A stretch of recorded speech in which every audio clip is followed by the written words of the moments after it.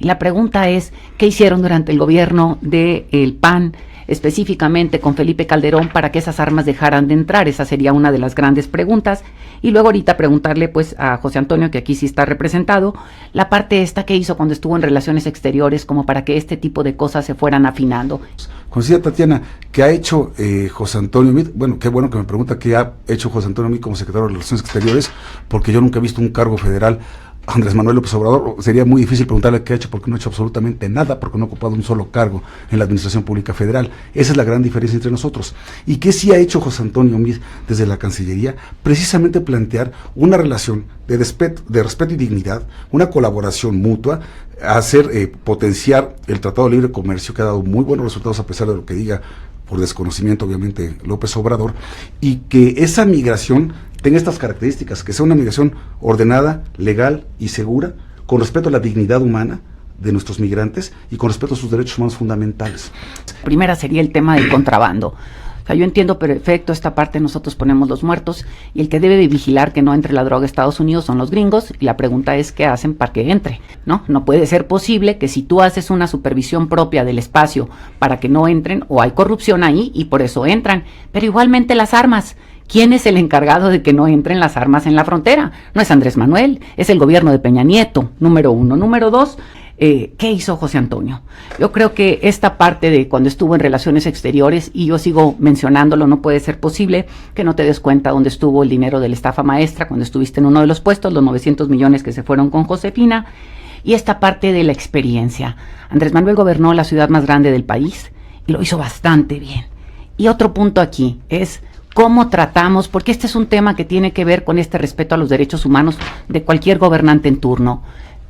Es validísimo que exijamos el respeto a los propios migrantes nuestros hacia los Estados Unidos, pero la pregunta es cómo tratamos a los que entran por el sur. Creo que en esto tenemos mucho que aprender como mexicanos y recordar que el trato que les damos no es el mejor, sino todo lo contrario. Entonces, así como exigimos hacia el norte, tenemos que dar la cara hacia el sur del país.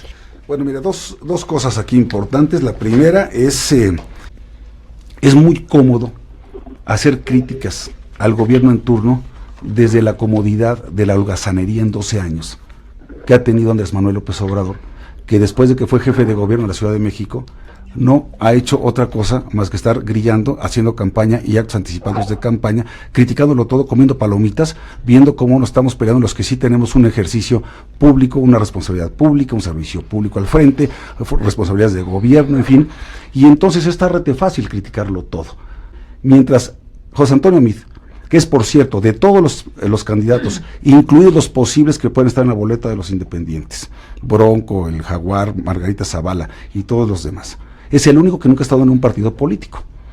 Es el único que ha sido 5 veces secretario de Estado y 2 veces secretario de Hacienda en gobiernos distintos, secretario de Relaciones Exteriores, y por lo tanto conoce mejor México y el mundo que Andrés Manuel López Obrador, que tiene un enorme desprecio por todo lo que significa globalización, organismos internacionales, las recetas que dice de Washington, etcétera, etcétera. Entonces, si vamos a comparar tanto trayectoria, preparación académica, la preparación académica de José Antonio Meade, que es abogado por la UNAM, economista por el ITAM, que por cierto, luego vamos a hablar del desprecio que le tiene a los egresados del ITAM López Obrador, doctor en economía por Yale, contra un hombre como López Obrador, que nada más tardó 14 años en terminar la carrera en la UNAM, y con esa sabiduría y con ese amplio conocimiento y experiencia en la Administración Pública Federal que se reduce a 0, es con lo que está criticando todo y está haciendo planteamientos que son auténticas ocurrencias.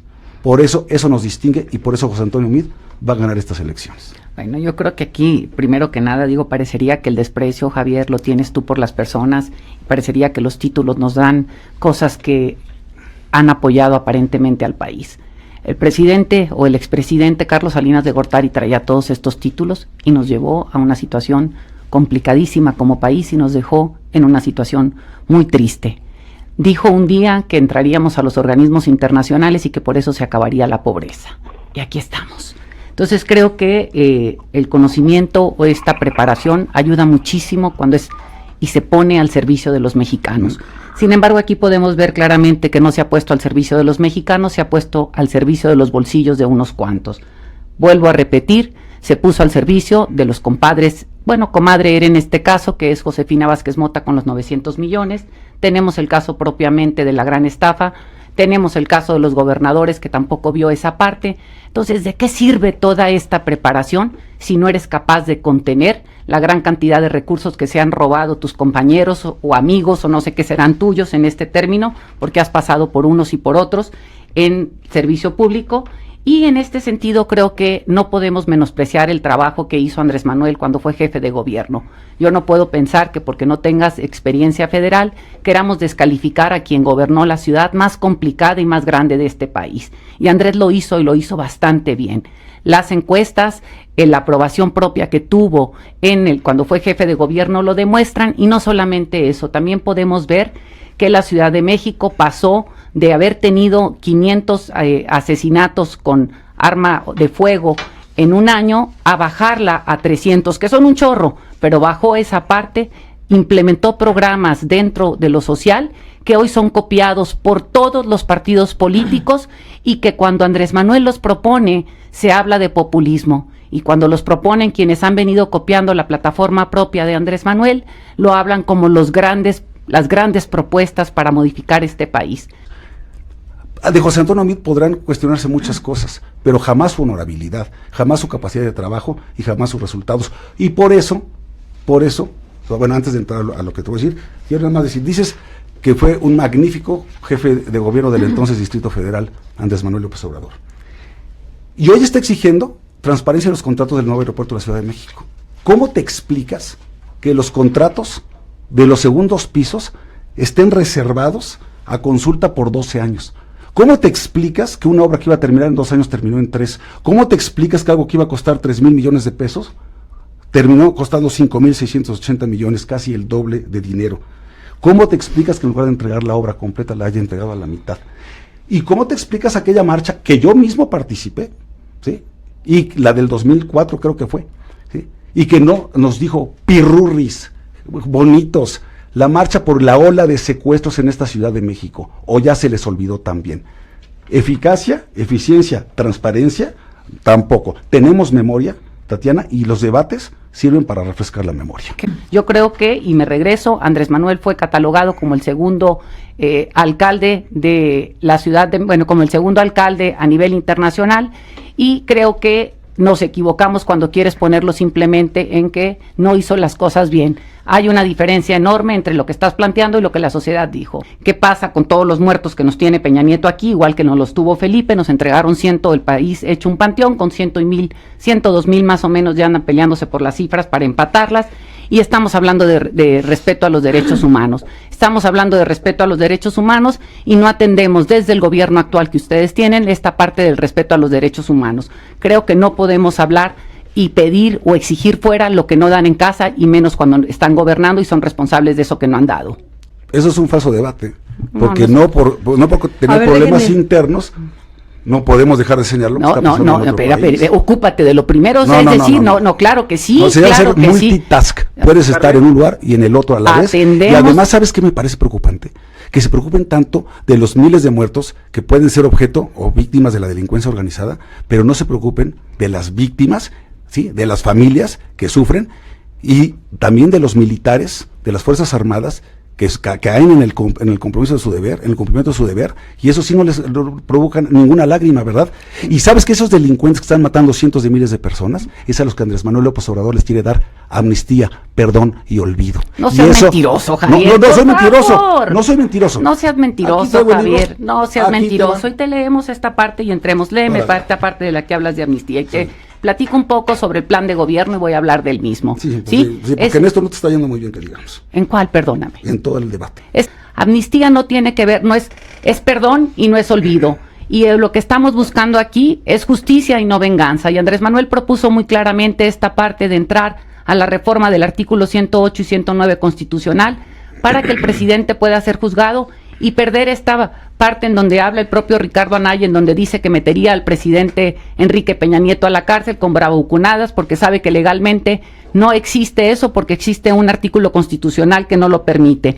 Habla de la necesidad de modificar ese artículo para poder quitar estos fueros o estas protecciones presidenciales. Por otro lado, tenemos también el tema de que en esto de la amnistía de lo que estamos hablando es, no tenemos por qué castigar a estos campesinos que se ven obligados ante el olvido de los gobiernos del PRI, del PAN, que se ven obligados a tener que sembrar, recoger o lo que sea, a actuar a margen del crimen organizado, que es al que al final de cuentas les ofrece una manera de poder tener pan y llevar pan a su casa, contra esta parte. ¿Quién dejó libre o quién soltó, por llamarlo de alguna manera, al Chapo Guzmán? Y por otro lado es quien utilizó al Chapo Guzmán como pacificador o como líder de los carteles para poder llevar, entre comillas, dizque la fiesta en paz. Esto tiene que ver con los gobernantes que ustedes han estado, tanto PRI como PAN.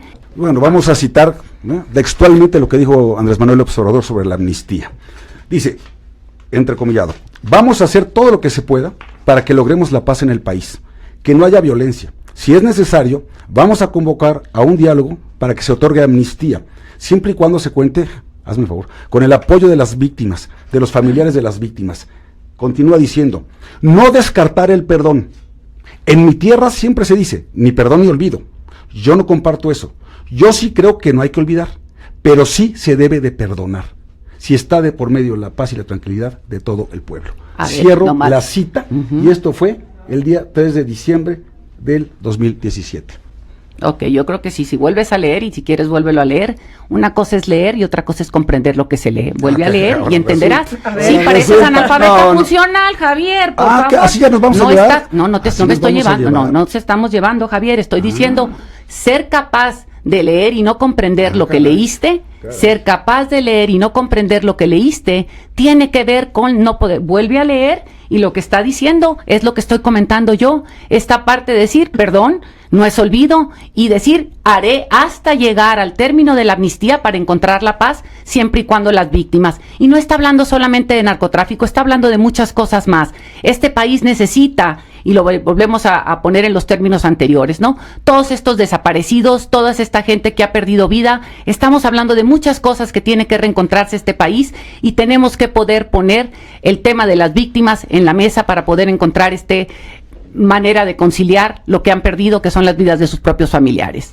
Mira, si yo me dirigía a ti, como tú lo acabas de hacer hacia mí, me estarían acusando de misógino, me estarían acribillando en las redes sociales.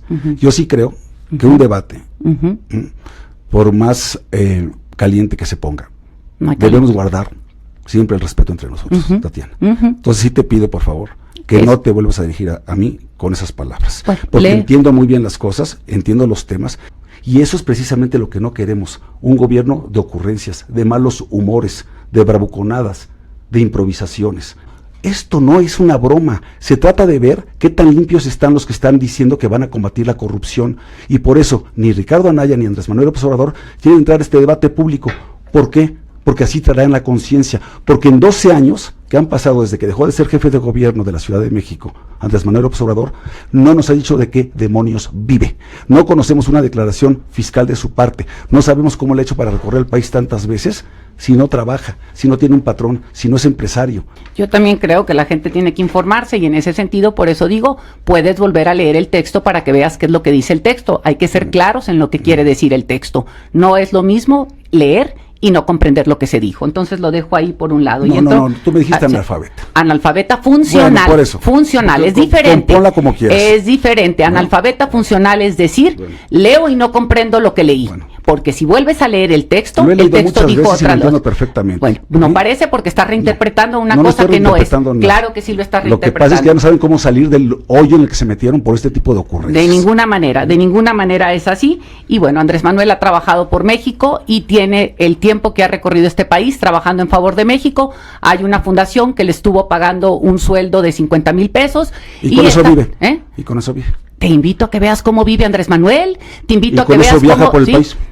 Te invito a que veas cómo vive Andrés Manuel. ¿Va a ser la multiplicación de los panes en este país? No, yo te digo, te invito a que veas cómo vive Andrés Manuel. Te invito a que veas cómo vive Andrés Manuel. ¿Y por qué no quiere debatir? ¿Por qué no quiere poner los papeles sobre la mesa? Pues invítenlo a que debate y que él le responda. Pues ya lo invitamos. Bueno, pues ahorita le vuelves a hacer la invitación y le volvemos a pasar tu recado. Bueno, ahorita lo que te estoy diciendo, y vamos a ver de qué vive Andrés Manuel. Andrés Manuel, te digo, tuvo este sueldo por un tiempo en esta parte. Ustedes que gastan, yo no sé cómo y en qué, a lo mejor es donde dices, yo no puedo entender que te alcance con cierta cantidad. No nos estamos desviando, estamos hablando de qué vive. Te invito a que veas cómo vive Andrés Manuel. ¿Ya ha pagado sus impuestos puntualmente? Estoy segura que sí, pues estoy segura ¿por qué no que pone sí. los documentos sobre la mesa? Bueno, pues te digo, ve y pídeselo a Andrés Manuel, yo creo que los documentos están, ¿Tú hizo eres su la coordinadora declaración. de la campaña de Andrés Manuel? ¿Sí o no? Sí, soy la coordinadora. ¿Y tú podrías sugerirle aquí que te lo acepte ese digo, debate? me comprometo a la siguiente a traerte la información que estás solicitando para que la tengas tú, esta parte de los detalles de lo que vive y todo lo demás, yo le paso tu recado del debate. De traértelo, claro que sí, pero estoy hablando de estos que los tenemos olvidados y que te ven obligados o sometidos al crimen organizado porque no tienen pan de dónde llevar para sus familias. De lo que se trata ya en esta campaña de López Obrador es de tener una ocurrencia matutina por parte de López Obrador y luego el resto de sus voceros, incluida la coordinadora de la campaña, tratando de interpretar, suavizar, matizar lo que dijo. Te reflejas, Javier. Así tu tolerancia en la propia manera en que lo estás planteando ahorita, tu enojo representa también eso. No, ¿sabes quién representa intolerancia? La que le dice analfabeta funcional al otro. No, eso es una definición. Te invito a que la leas. Yo también puedo decir muchas definiciones, te invito a que la leas. Te invito a que la leas, Javier. Mira, entonces, la verdad es que precisamente este talante de descalificación, autoritario, de dividirnos, de polarizar, de decirnos pirurris y fifís y toda la cosa cuando no están, o la mafia del poder. Los que no están conmigo son de la mafia del poder. Fíjate nada más, tú dices que estás en contra de las generalizaciones y ve nada más ese absurdo, y lo dijo apenas en la mesa de Milenio. Fíjate nada más a lo que ha llegado. Fíjate cómo descalificó a Enrique Krause, a Silva Herzog Márquez, a Mario Vargas Llosa. Esa es la intolerancia y la irracionalidad de Andrés Manuel López Obrador. Y por eso lo que está sobre la mesa y lo que los mexicanos tendrán que decidir el próximo 1 de julio es qué tipo de país queremos y con quién lo queremos. Y por eso viene al caso hacer la comparación entre las hojas de vida de cada quien, la hoja de servicios, la experiencia académica, preparación, servicio profesional, servicio público, honorabilidad, limpieza patrimonial, pero también los planteamientos y la llamada unidad nacional. Efectivamente, y una de las partes estas, efectivamente, la unidad la ha hecho el PRI ha unido a México en contra de ellos, esto es una cosa muy clara por un lado, y por otro lado, cuando hablamos de esta parte de los 30 años, estamos diciendo que el país ha generado, a través de la manera que ha manejado la economía, ha manejado muy pocos ricos, una élite que al final del día ha provocado más pobres, y en este sentido hablamos de que se requiere un giro en la parte de la economía para manejar una economía con un rostro humano y poder cerrar el abismo entre los que más tienen y los que menos tienen. De eso es de lo que estamos hablando, y repito, efectivamente considero que Andrés tendrá que matizar y aprender a no hacer generalizaciones. Yo no creo que nada de lo que haga una persona está todo bien ni todo mal. En este sentido te doy toda la razón, las generalizaciones no son nada buenas ni para las acciones de un gobierno ni para las acciones de una persona. Bueno, en primer lugar, qué rollo tan largo de veras para explicar algo tan sencillo, ¿no? ¿Qué es lo que plantea José Antonio Meade? Bueno, primero les decía, ¿por qué en una campaña a veces la gente dice, oye, están mucho en los jaloneos, están diciendo muchas cosas personales? Bueno, es que sí, la gente tiene derecho a saber quiénes son los candidatos. Los quiénes, los qués y los cómo. Y por eso, digo, hagamos una comparación somera, simplemente, de preparación académica y de experiencia en el servicio público, concretamente en la administración pública federal. No hay comparación entre lo que ha avanzado o lo que ha hecho un Ricardo Anaya, un Andrés Manuel López Obrador, con lo que ha avanzado en términos de academia y en términos de experiencia en el servicio público. 5 veces secretario de Estado, 2 veces secretario de Hacienda en gobiernos distintos, lo cual habla de una capacidad de conciliar intereses. ¿Por qué? Porque nunca ha habido mayoría en un Congreso, mayoría absoluta, y ha tenido que ponerse de acuerdo, estando como secretario de Hacienda de un gobierno del PAN y luego de un gobierno del PRI, sin haber pertenecido jamás a un partido político. Ese es José Antonio Meade, y por más que le tienen echar cuestiones, nunca ha habido un solo escándalo de corrupción, y como dijeron Teofilito, ni lo habrá. Y lo que tiene, y con esto concluyo, lo que aquí hay que ponderar es el tipo de proyectos que están a la vista, qué tipo de país queremos, contra un proyecto que desafortunadamente pues nos está mostrando todos los días Andrés Manuel López Obrador, que es una vuelta al pasado, que él mismo ha reconocido que se va a inspirar en Antonio Ortiz Mena, en el desarrollo estabilizador de hace 60 años, que quiere echar atrás el nuevo modelo educativo, el energético, el nuevo aeropuerto de la Ciudad de México, que pretende dar la amnistía a los criminales.